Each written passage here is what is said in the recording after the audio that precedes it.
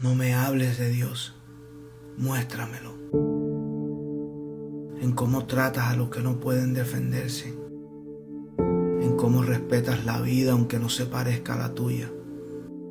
No me hables de fe mientras se envenenan los ríos, mientras mueren animales por su piel o se queman selvas por dinero, mientras callamos ante el abuso, la crueldad y la injusticia. Muéstrame a tu Dios protegiendo lo que no tiene voz, cuidando la tierra que nos da de comer, respetando la vida que nació de ella.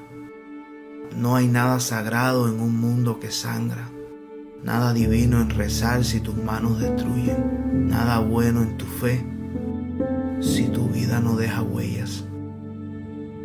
Porque mientras rezamos ellos mueren y todo lo que Dios le dio vida, nosotros lo estamos matando.